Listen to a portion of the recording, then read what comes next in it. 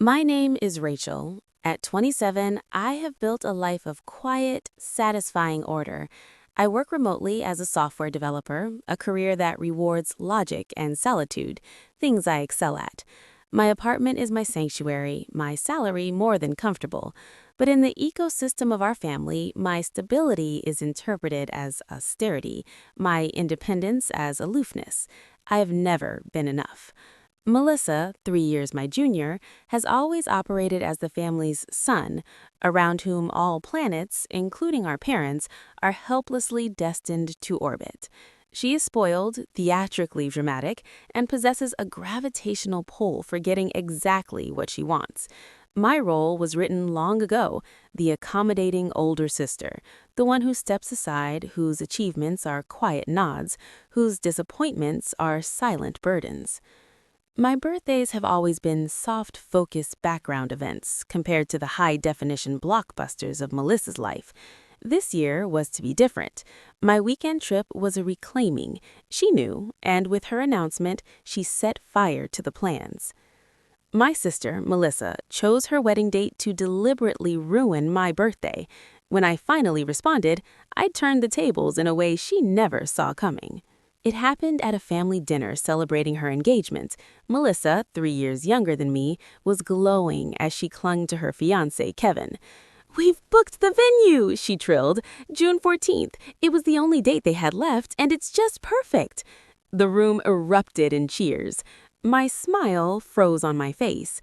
June 14th was my 27th birthday. I'd been planning a milestone trip with friends for months, something I'd mentioned to the family. My eyes met Melissa's across the table, and in her fleeting smirk, I saw the truth. This was no accident. "Oh, wait," she said, feigning a sudden, insincere recollection. "That's your birthday, isn't it, Rachel?" She shrugged, a gesture perfected over a lifetime of getting her way. "You can celebrate any time. This is a wedding." I am Rachel, the older, quieter sister. At 27, I'm a successful software developer. My life is ordered, independent, and peaceful, qualities my family mistakes for coldness. Melissa is the star, charismatic, demanding, and relentlessly spoiled. My parents have always treated her whims as commands and my needs as negotiable. My birthdays were perpetually overshadowed by her dramas. This year, I decided, would be different. Her choice of date was the opening salvo in a familiar war. Later, I confronted her. "You knew about my plans. There were other dates." She didn't bother denying it. "This one was the cheapest package. Besides, you'll cancel your little trip. You always do what's best for the family." Her tone was sweetly venomous. When I appealed to my parents, they rallied to her defense. "Don't be difficult, Rachel," my mother sighed. "It's just a birthday." "You're an adult. Be mature," my father chided, as if maturity meant silent acquiescence to deliberate disrespect. The public manipulation was worse. At a party, when a relative noted the date conflict, Melissa announced, "Rachel's so generous, she's giving me her birthday as a wedding gift." Trapped, I forced a smile while the room praised my non-existent sacrifice. That evening, I overheard her gloating to Kevin. "She acts so superior with her tech job. This will remind her of her place." I was systematically erased from the wedding. Excluded from the bridal party and planning chats, I was told I wasn't the wedding type. At her bridal shower, she humiliated me, joking to guests that I was married to my laptop and too independent for love. A week before the wedding, my mother called with a stunning request. "Melissa is short on the venue deposit. You have a good job. Can you contribute $3,000? The audacity was breathtaking. They wanted me to finance the event that trampled my own celebration? I refused. "I'm disappointed in you," my mother said coldly before hanging up. That night, a lifetime of yielding shattered, replaced by steely resolve. I canceled my birthday trip, but not for her wedding. I had a different plan. My family knew nothing of my real financial life. For years, I'd run a lucrative software consultancy on the side. I lived simply but had invested wisely. My net worth was substantial, a secret I guarded fiercely. Ironically, weeks before Melissa's announcement, I had been looking to invest in a boutique resort. I'd fallen in love with Seaside Haven, an elegant oceanfront wedding venue. The process was underway when Melissa declared her date. A week later, my agent called. "Congratulations, the sale is final. You now own Seaside Haven Resort." As we reviewed the calendar, my blood ran cold. A large wedding was booked on June 14th, pending final payment. It was Melissa's wedding. I now owned the venue she had chosen to spite me. A profound calm settled over me.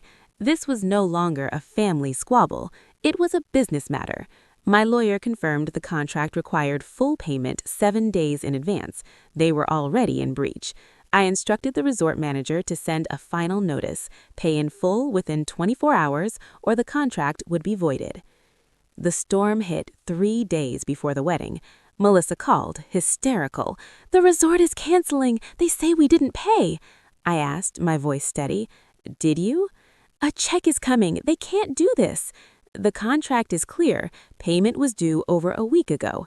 "How do you know the contract terms?" she demanded, suspicion dawning. I took a slow breath. "Because I own the resort, Melissa." The silence was absolute, then shattered by disbelief and rage. "You're lying. You're jealous and trying to ruin me." "Check the property records," I said calmly. The ensuing scream was pure fury. She sobbed, pleaded, and raged. I explained the contract was void, but offered a solution. I could rebook them for June 21st. "Our invites are sent. Everything is planned," she wailed. "You should have paid on time," I said, my tone leaving no room for debate. Finally, Kevin called. He sounded weary and genuinely remorseful. "Rachel, I'm sorry. This is on me, too. We'll take the 21st. And I'm really sorry about the birthday. That was wrong of us." His decency was the only apology I received. I agreed on the condition of full payment by the next noon. On June 14th, my 27th birthday, I stood on the private beach of my resort. The ocean was calm, the sunset breathtaking. I felt a peace I hadn't known in years. I had dinner alone, then with my best friend, who toasted to my newfound backbone. I attended the rescheduled wedding as a simple guest. Melissa's gaze slid over me like I was a ghost, but Kevin found me, shook my hand, and thanked me. After the last dance, my mother approached, her expression conflicted.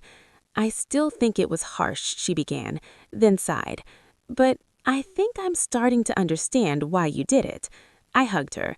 "I love you, Mom, but I'm done setting myself on fire to keep Melissa warm." The resort has thrived under new management.